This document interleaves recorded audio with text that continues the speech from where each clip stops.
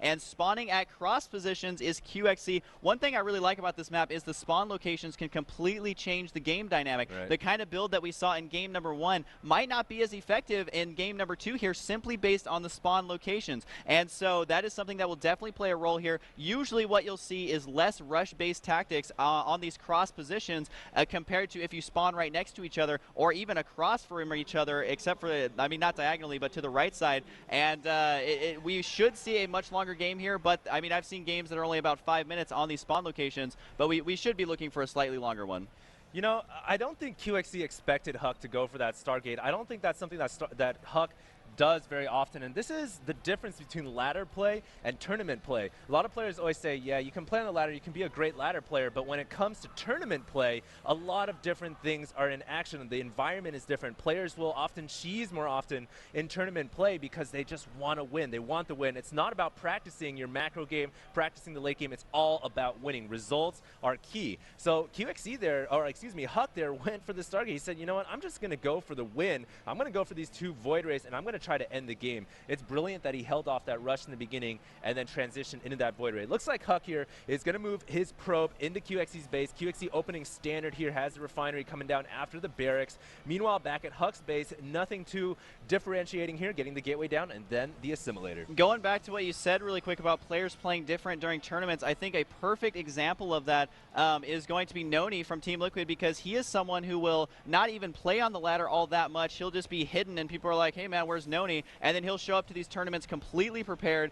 and will have like specific build orders for every matchup on every map. He really breaks it down into a science, and that's really cool, because how do you practice against someone who doesn't make their replays as public, to someone who does not play on the ladders as much? Do note though that Huck is getting his second pylon early once again. I'm curious to see if he's going to be getting out a Zealot, which is exactly what he did last time. I don't know that it would be necessary considering the spawn locations on this map. You're not going to need a super early Zealot to defend against that, although it may be just his personal preference that he ends up getting that.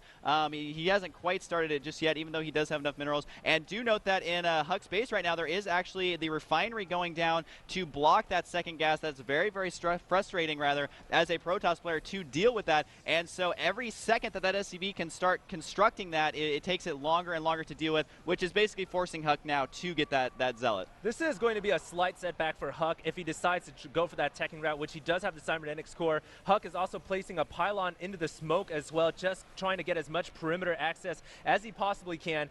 And meanwhile for QXC, he's got this tech lab down on the barracks and he's pumping out a Reaper, just a single Reaper, and I think this is going to be used to run into the base to see what is up inside Huck's base later on when he wants to get that scouting information. QXC does not want to fall to those Void Rays again, so getting this Reaper for scouting purposes is a great idea. You can run it in at any point in the game to see exactly what's going on. He's also getting Nitro packs for his Reaper as well, and he's got a second Reaper on the way, so QXC here might be getting a lot more Reapers than we originally thought. He's got a second refinery down, he's got 2 barracks coming out, and you know what? Against Protoss, this in general doesn't really work because Stalkers absolutely demolish Reapers. And Huck here, he needs to get more Stalkers. He's getting a Sentry to force field the ramp, but once he gets more Stalkers out, he should be able to deal with Reapers quite easily. You know, maybe there is going to be a timing window that QXC is looking to utilize here, because Sentry is not very good against Reapers, as they do die extremely quickly. The Zealot, absolutely worthless. He's just like an inflatable one of those punching bags, because they don't do anything against Reapers,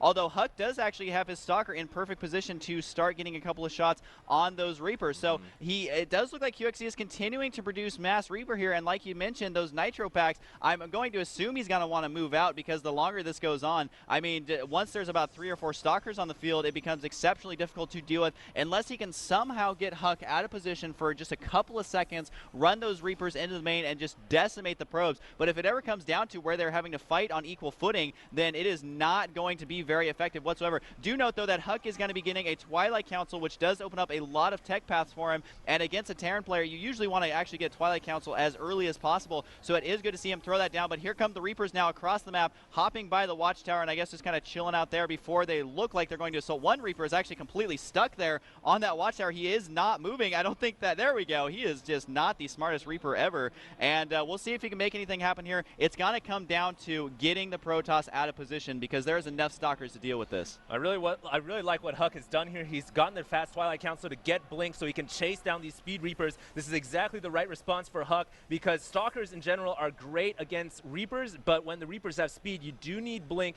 to be able to keep up with the Reapers. I just got to call attention to QXC's build here. Originally going for all these Reapers, I don't think this works against Protoss at all, because Stalkers just shut them down, and now that Huck has Blink, it's just going to be really difficult for QXC to do any damage with his Reapers. It looks like he has now transitioned into more of a standard Marine Marauder build. He has not gotten the concussive shells or the stim or the shields yet, but he does have stim, and he's building another command center in base. So pretty much a 4 barracks in the command center. His 4 barracks worth of troops will be able to support that command center and defend it if he gets a couple of bunkers down. And Huck here is moving out across the map with 3 of his Stalkers. Meanwhile, Reapers coming in into the natural, but it looks like they're just testing that area to see what is going on. Huck here is not going to commit to with these Stalkers quite yet, and it looks like several Reapers did get taken out at the center just outside the gold expansion to Huck's Blink Stalkers. These Stalkers can chase down Reapers all day long, and several Reapers have fallen already. I do like how aggressive Huck is being here with these Reapers, because he realizes one misclick if his army is out of position means all of his probes could die to these Reapers. So he was running those Blink Stalkers around, chasing down the Reapers, was able to get them as they were transitioning up that cliff.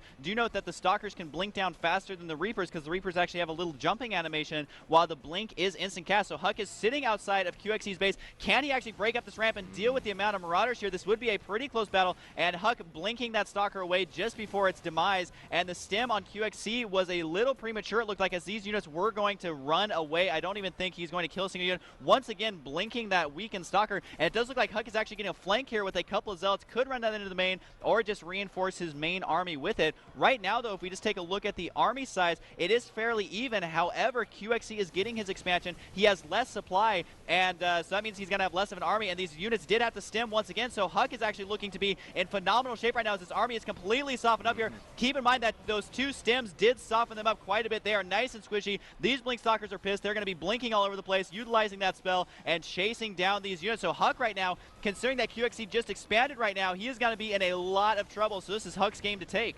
Huck here abusing the blink mobility with the Stalkers to great access. He's been able to just keep on top of the Marauders and Marines, not allowing them to slow down the Stalkers, and the Stalkers blinking in once again to take out the Marauders. SCV is forced to pull off the line to defend against these Stalkers, but it doesn't look like QXC is going to be able to hold on. He has lost several of his Harvesters right now, currently 27 under 32. Look for that number to continue to drop, and QXC GG's out of game number 2. So, wow, Huck taking a very swift 2-0 victory. Not what we expected. We had thought this would be a little bit closer, and you guys do see the players there shaking hands. Huck continuing forward with very fast Blink Stalkers. I just want to say that build order, that strategy, going for Blink when he saw the Reapers was phenomenal. And the reason for that was because he was able to chase down the Reapers. He killed off those Reapers when they were running away. And on top of that, Blink Stalkers were great once QXC decided to transition into standard Marine Marauder, because he could just blink away from the Marines and Marauders when they stim. So basically force the stim to be wasted, like you said, and overuse the drugs. I really got to hand it, though, to Huck. He had phenomenal control there. I think overall he lost like 2 or 3 Stalkers at the most, and that is not an easy task. No matter how late those Marine Marauder come out, it can be very difficult to individually micro those Stalkers to keep them all alive, and he was able to do it there. So that's just showing his multitasking ability in that build, getting those early